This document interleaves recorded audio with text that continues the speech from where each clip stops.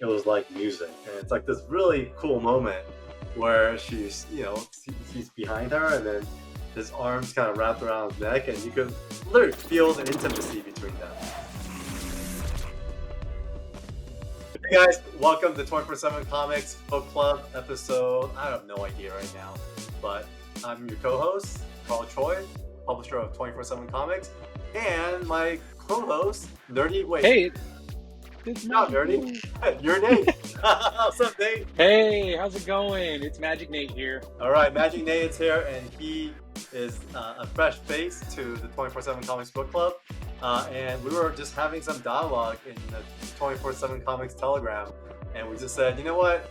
Nate's a reader now. He's been reading. Why won't we just have him join us as a book club? Because this is a club, right? So, welcome, Nate. What's up, man?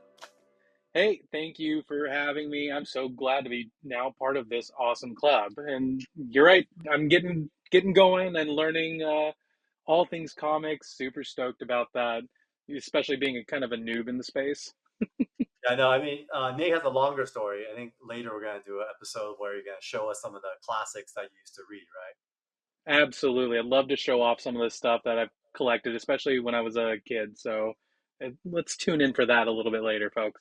For sure. And in the meantime, a quick intro. You may be meeting Nate for the first time here, but Nate's actually been behind the scenes. I mean, in fact, would you mind sharing a little bit of a TLDR of your journey?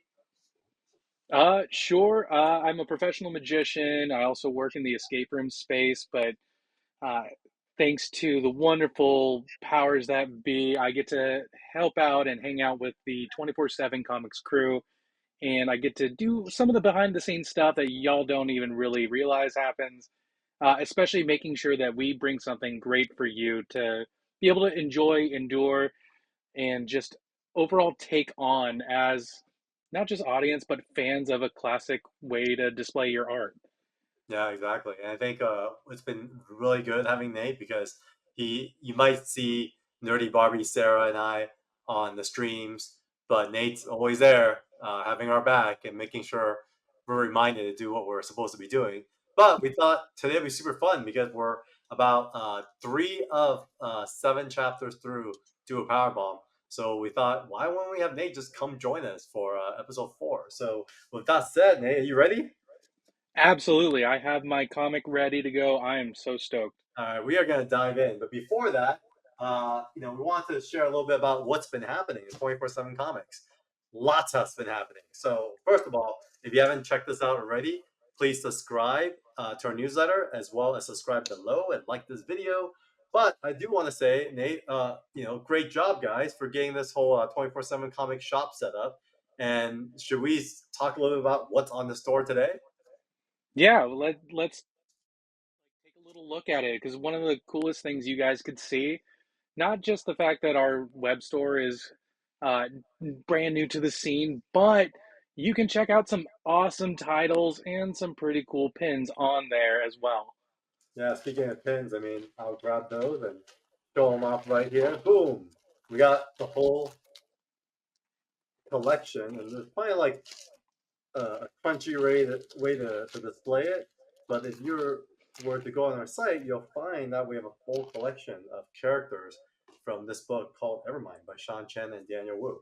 And number issue 1, built in very high quality. I think some of the best work that Daniel Wu and Sean has done in their career. But beyond that, you have access to now issue 2, 3, as well as if you are a art lover, the artist edition of 1, 2, and 3. Not to forget about amazing variant covers from Matteo Scalera, a good friend of ours, as well as DK Run, also another Italian artist, another great friend, Jim Mahfood, and Bella Ratchan, all the way from Israel. So, with that said, please check out 247comics.com and go to our store and show some love. But in the meantime, let's get back to our scheduled program, and it is Do a Powerbomb number 4. Yes. All right, and we missed you for the first 3 chapters. I want to give a little bit of a recap as to what, if people are dialing in for the first time, what they may have missed. Yeah, so far we have this amazing duo of I and you can correct me, Carl, if I'm wrong. Remember, folks, Okay. I'm Sure. comic noob here, but we got like Lana Rose, who's the daughter of this amazing pro wrestler who passed away some years ago. I think, what was it, 10 years before this is taking place? Yeah, yeah. They're in this tournament of champions. She partners up with Cobra Sun, and they're ready to go for this because the winner is going to bring a loved one back. And so there's this death match thing going on, and people are wrestling, but for reals this time. And at the end of, I think it was issue 3, we started seeing some of the other teams get into the ring together. And now we're kind of stepping into that, aren't we? Yeah, we are stepping right into it. I mean, issue 4 is pretty intense. In fact, I think of all the matches, this one was probably a pretty interesting one. Obviously, we have to always say thanks to the creator himself, Daniel Warren Johnson, writer, artist, creator. No secret that he's one of my favorite creators out there. Mike Spicer, who's his kind of right hand man when it comes to colors, and then letterist Russ Wooten. And we got one variant covering for each of these guys. But to kick things off, one thing Daniel Warren Johnson does a really good job of is giving you just some backstory, man. I mean, how did you feel when you dove into this and you saw the backstory leading up to the match that was about to happen? I think this was like one of the coolest ways of storytelling I've seen in a long time. I've worked in entertainment for quite some time, so I've seen things from storyboarding for cartoons coming up. I've seen animated films from big name companies get created over a storyboard. But this is one of my favorite displays of this kind of backstory storytelling that I've seen in quite some time, especially the mood that's kind of set in this first page of issue 4. And you can see just kind of a morose look on people's face and the coloring, uh, just the pure emotion that comes out of each of these. It's the details also really, really impressive, especially that one panel with the, I guess he's a king Yeah, sitting on his throne. yeah. It's really cool. I mean, the details are amazing. Even this whole like mural behind him, it really sets like a lore for this world that these guys come from. And in fact, he also fast forwards it because obviously our protagonists, their mission is to bring uh, their mother back. But for them, it's a totally different calling. It's literally that a king put them on a mission, and they're here to represent in that way. So it's super cool. Then they obviously go and train for it, and they're taking this very, very seriously. Absolutely. I love the next page too, where it says like montage, giving you that like almost cinematic feel of, all right, well, here's the stuff that they have to do, and now they're going to have to go through it. It kind of humanizes the characters that we know our protagonists are going to face later down the line, probably because they're being highlighted here. It's really amazing, though, to see the backstory so you know that it's not just a David versus Goliath type of story anymore. It's now you're taking different storylines and different hypothetical universes and shoving them all into one storyline, hoping that your main protagonists win the battle. But you can see the fight, you can see the struggles, everything that goes into what these two are training for. I'm trying to remember what their names are. I'm not very good with it. Maximilian and Alfonsi, Maximilian Alfonsi. Alphonse. Yeah. I mean, I don't know Yeah, where they he have. this stuff, but yeah, you're right. The whole montage does it look like a musical number almost as they're kind of working out. You can hear the music, and I think at the end of the day, when it comes to characters, it's about their motivation. And Daniel Warren Johnson cuts right to it and really gets us to know and understand the motivation there. Of course, then he quickly cuts to our protagonists and the conversation they're having. So what the heck are they talking about? It looks like they're just kind of going through history, I think. I think it was, and they were talking about the last match that they had where Cobra's son was uh, kind of taking over the match to help Lana Rose out and keep her safe because we did learn that Cobra's son isn't just another wrestler who accidentally killed her mom. We did learn that secretly Cobra's son is her father. Yes. Spoiler alert! Spoiler alert! If you guys haven't back yet, go back and watch episodes 1 through 3 because that's important. But they're talking about that match because I mean I guess that makes sense as like the father daughter relationship goes. He wants to make sure his daughter is taken care of and she's not like just getting destroyed. But we go into this history lesson of why he's being so protective, and you can see the care that he has for his daughter, which is right up there with how much he cared about his wife. Um, Especially in this kind of like halfway through the page, or I guess 2/3 of the way through the page, you kind of see this very serious conversation going on between the two of them about history. And I love how Lana was like, "What was it like working with her?" But Hmm. you can see that she's kind of down and out, and she was because she didn't have the opportunity now that she's a little more mature to get to know her mom in that professional sense. She instead she needs to hear it secondhand. And in that next little square panel thing, you can definitely see Cobra Sun just kind of This one, welling up. this one right here. Yeah, yeah, Yeah, no, it's definitely. It's kind of cool these subtle emotions that Daniel Warren Johnson can pull off, and then he cuts right back to kind of the basis of this whole story of basically back in the ring, and he's telling a story with using that as a backdrop, but it's really about the relationship between him and Lana's mom. yes. And I love the upcoming like different actiony sequences of his history and his standpoint of where they come from and the tag team move between the two of them. Sword and Sunrise. Hit the Sword and Sunrise. Boom. Yeah, I like Oh my god! whoa. I mean, there's so much like sound effects. Just so you know, Nate, I know you don't read a lot of comics, but it's not normal for an artist to draw in all these sound effects. It's definitely like it's done out of love. It's a lot of extra work. It's not easy, but he went all out and drew out all the different sounds as well. And I think it adds a lot to the reading experience for sure.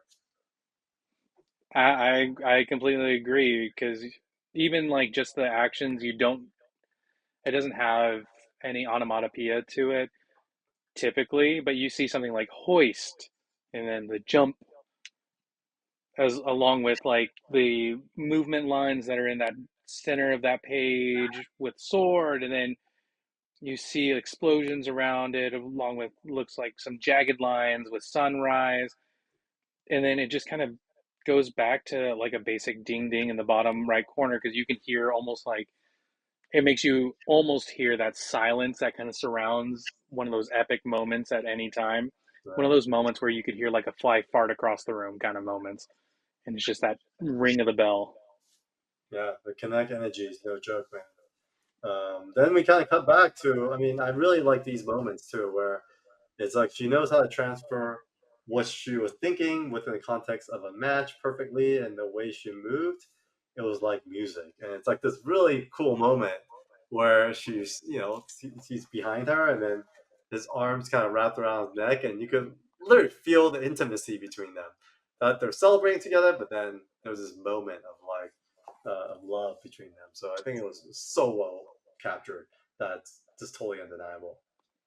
I agree. And like just the comparison between the present moment in this scene as well as the flashback moment, you can see like the background is even colored, which is really cool, versus when they're talking in the gym. Although I know they're trying to feign there's a mirror, but you can see there's like a drop shadow in the next panel, but it's all gray, it's dark. It shows that there's mood, there's emotion in there. And I really enjoy the fact that you can see this amongst these characters in this comic versus just panel, panel, panel, panel of whatever else is going on. It's really centering on that it's not about the background or anything else going on, like in the action sequences. This is an intimate conversation between the two protagonists that we have. Yeah, in fact, it's like a master class in storytelling. Even the way Warren John kind of blacked out the background because it's almost like a very silent moment. And I think what it all leads to is this: she wants to learn these tandem moves. He wants to flow like her mother did with her father. So we go on to another montage. That's so awesome. I love that. Just the another montage, and then it's, Oh my you know, god. you get that awesome sequence. You hear more like inspirational music going in the background, I'm sure. Yeah. Yeah, so they But train, and then now she's ready to rock and roll. So it's really rare an artist can a creator can actually tell so much with so little. So he literally took within 3 or 4 pages to kind of set the tone for the two parties involved, then cut right to the match where they're just in it now. They're just like going at it, punch to the face, knee to the chin. I mean, they're going all out, and I'm not sure how this works, but you have this huge guy who's with this little guy, and this guy's gonna come in and just beat on this little girl. So I'm not sure how it works in real life, but it's not real life, but it's totally cool. look, uh, as little as I know about comics, I know I'm. This is gonna be blasphemy, and people at home, please forgive me. I know even less about wrestling. I'm a baseball guy. That was my sport of choice. Uh, but from the things I've seen in movies and now comics, I'll say it's right. Sure, we'll go with that. Make it work. Uh, Make it work. I love the fact though that because I don't think it was established in the start of this issue that the big buff dude and the little Weasley guy are brothers. Are they brothers? Oh shit! Yeah, Oh, it says that. Yeah, it's my turn, brother. Oh yeah, I totally missed that. That's kind of cool. yeah. So the little guy's getting the pee waddling picked out of him, and then big boy steps in. It's my turn, brother, and Yeah. we see the tag, and I like the leading lines because it's telling you, here we go, the next action sequence is about to happen, and you can see just kind of like that shock on Lana's face on the next panel or next set of panels. She's like, oh shoot. Yeah, it's like here comes it. I mean, you have this hulk of a man coming through and just barreling, and I don't know how she's going to be able to hold up, how she holds up to any of that because that is such an epic shot. Do you happen to know, like, okay, the boom that's on this panel Yes. with Maximilian? Yeah. Uh, That's drawn in typically by DWJ. Uh, okay, he like whiteout or is it like uh, etched out? I'm gonna guess it's whiteout. It looks like whiteout actually. Okay, I like how kind of scraggly it is. I like how rough it is because it kind of adds to the moment. It's not clean and polished. Yeah, no, it's beautiful. I mean, even just the way his leg steps literally into this next panel, and if you look at it, it's splitting up father and daughter. And I think DWG did such an intentional job of this because what was coming next was probably the most like un-Disney move ever. Like you'll never see this on a Disney movie, but just a giant dude stepping down on the back of her head and crushing her. And so he's like a fly literally, and like her dad's like, Lana, like what the heck's going on? I don't know. I maybe we could pitch it. Let's go Bambi 2. We're gonna see, just the foot on the back of the head and Straight crushing. And then they're about to do this move on her, and they do. They literally do this thing called what is this? Armor to Victory, the King Author's Table. That's freaking yes. And I like that center of not having a it's utilizing the other panels to and frames to frame out this one single moment where you again we're taking the view for the audience from here's all the action, here's everything else going around in the visceral space to no, this is happening to these characters at these exact moments. Nothing else around them matters other than the fact that Lana is getting double teamed in the middle of that with the tiny guy and the big bulky dude. yeah. It looks like a painful one because they're literally like throwing her over, and then He's like double kneeing her in the chin, and that's a bit of a knockout move, man. I think like anyone who gets double knee to the chin, I think would be dead. And obviously she was flat out, and they start counting down, and then I think it shows like we've all seen like Hulk Hogan, and what's one of the coolest things about Hulk Hogan is always like the climax of the match is when he's totally getting beat up. They do all their special moves on him, and then you start counting, and it's the last like third count where he always puts his shoulder up, and then he starts shaking, right? And then the crowd goes, Hmm. "Oh, the Hogan!" It's almost like that same moment that just happened here, where she's not the biggest girl, she's not the most experienced, but she has the heart and she fights for it. I think that's like such a underdog move here.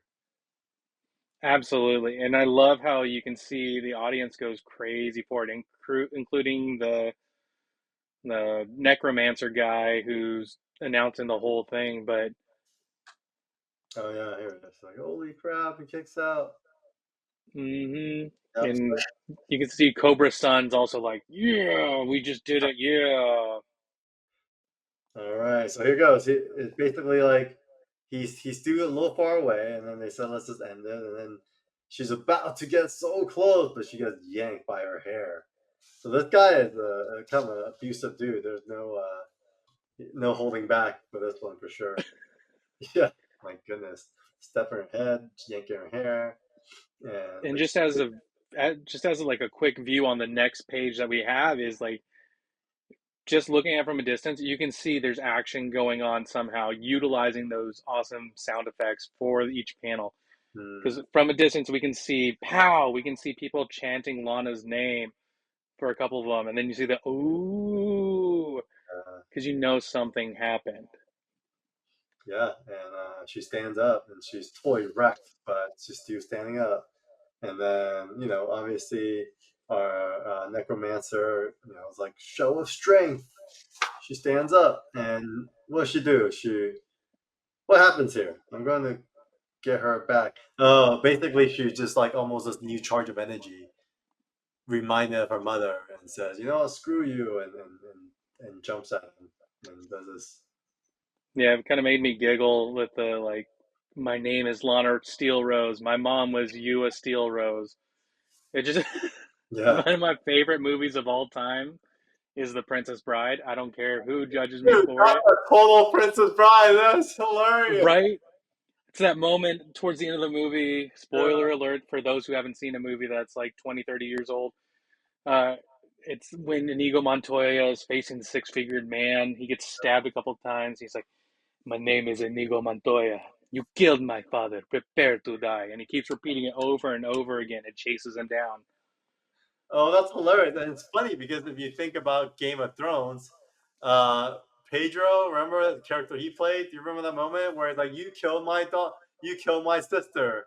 Yes. My name is whatever. You killed my sister. That's hilarious. So he totally took, yeah, that's cool.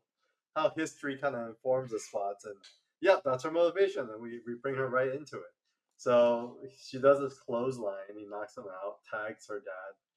Basically, Cobra Sun comes in and does this massive German suplex, which is a very classic move. Hmm. Boom, all the way down. Yeah, I like the action in that too. It's almost like an explosion because so you know that there's force in it. You can see strain and veins on her neck, and just it's not a very appealing shot, but it's a great uh, opportunity for the artist to showcase how gnarly that moment is and how much force is needed and how much strength you need to get into this, especially going against a guy four times her size. That guy's huge. So then, yeah, basically we rock in. The dad comes in, knocks him over. She jumps on the corner rope and comes in and does the finishing move, elbow to the throat. Hmm. And that'll shut some people up right quick. It's so funny. And his little brother is running in, like, I'm coming, and then uh Cobra-san just does this like flip right into him, and he's like a giant dude, crushes him right into the Oh yeah. crash. What did he say? It's a Tope Suicida? I have no idea what that is, but Suicida, is that Spanish? I don't even know. we'll go with sure, but don't Yeah, quote me sure. on that. Tope Suicida by Cobra-san. All right, so crash, boom, they land and they win the match. Boom, Hmm. ladies and lords, winner, Sun and Steel. Wow, what a match! I mean, you could feel the action that just came from that. Absolutely. And that victory moment, like it's that cinematic release Yeah, where you know something happened, especially when you see them getting their hands held on to, and then you get that victory moment, the lighting's kind of like fading everything out or blurring things out. It's that still moment where you know everything is just kind of getting better. And then the next match happens. That's the hard part right there is the next match. yep. Yeah, the action doesn't stop. It cuts right into the next match. And what's really cool is it's almost like they don't skip a beat, right? As soon as they're Hmm. done, they're like, all right, the next match is about to happen. What's really cool now is it's they're introducing some pretty major stakeholders in this. As we know, I think you guys will see this some people on these pages again in the future issue, but basically they're going right to the next match in parallel because DWJ is doing a really good job of just moving the story forward, and so as we move the story forward, you have these two characters who are like the double doers, who basically are now talking a lot of crap to the Pearl Pack. Yeah. And we have it's this weird face off, but I'm trying to figure out why Lana in after the next matchup is walking up, she's like, Tokyo? Are they from Tokyo? Is that something that was established that I just happened to miss when I was reading through this? Is it just weird to hear somebody else from Earth? Is I think it's weird to hear someone else from Earth. I'm not sure if they're from Tokyo or not because you know what? I think they are because it's like Japanese wrestling. That's kind of the whole mm, thematics of this, and that's what inspired DWJ to write all this. So I'm gonna guess if we were to go back to issue 1 or 2, it's gonna be established that they're actually from Japan. gotcha. Okay. Hey, I'll go double check later on just because I'm curious. But that's so cool. I love the masks. I love these two hulking figures coming out. Uh, but you know something's going to happen in that panel where he's getting ready to take off his mask. This guy. Yeah, poor Lana. She's has all of her loved ones hiding from her. So turns out it's her Uncle Blood. Hmm. My goodness, he's on the same mission and basically explains to them that you guys aren't the only ones that want her back, and he also wants his sister back. Oh, absolutely. And he has a point. Like she's my sister, and it's like, oh, okay, yeah, we get it. And you start to think, okay, well, now there's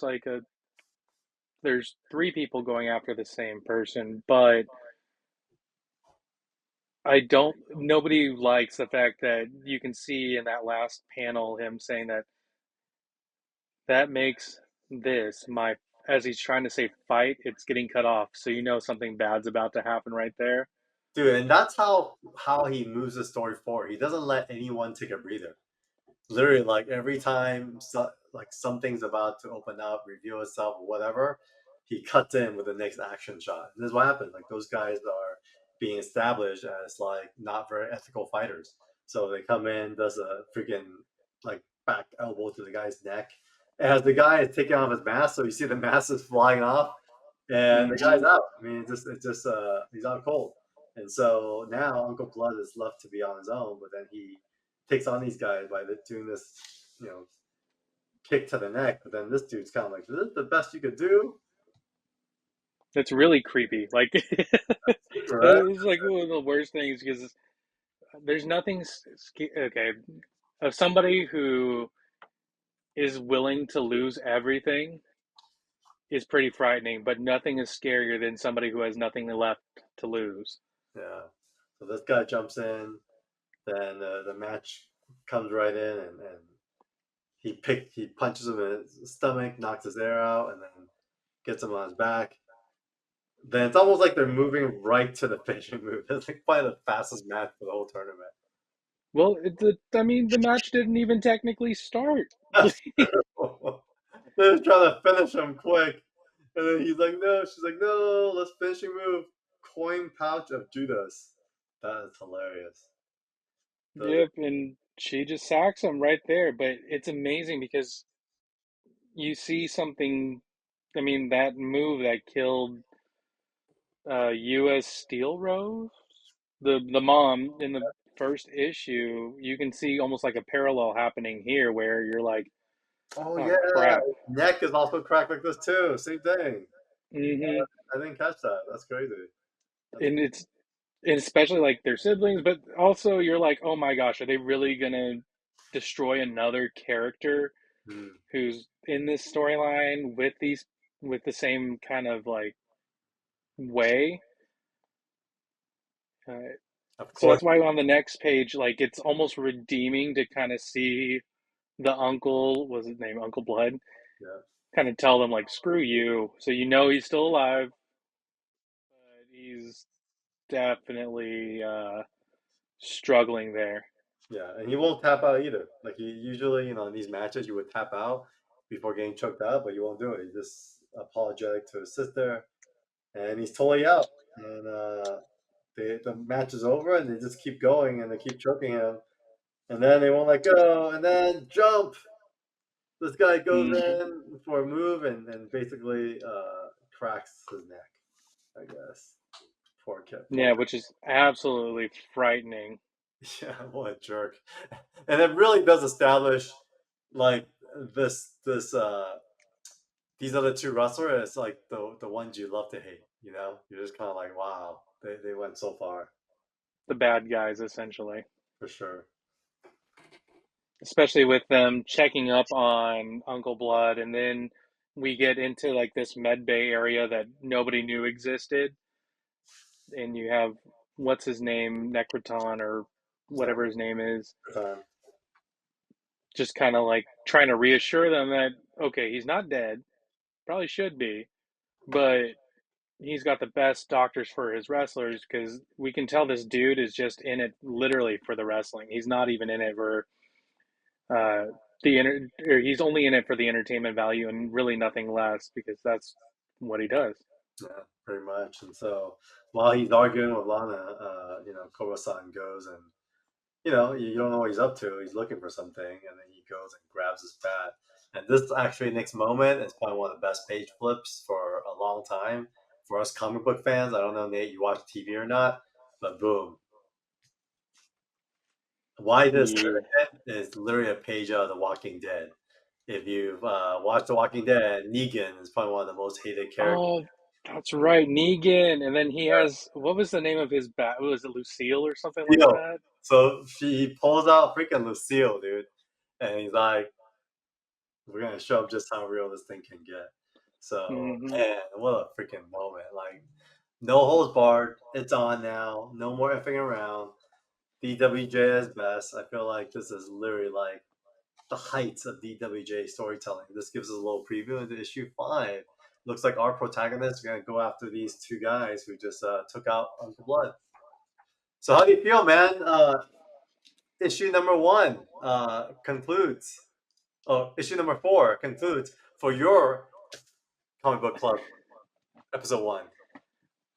That was, dude, that was so cool. As I'm learning more and more about comics and art styles and things like that in this industry, it's really amazing to see the work and attention to detail that can be put into this kind of storytelling where people should be more involved.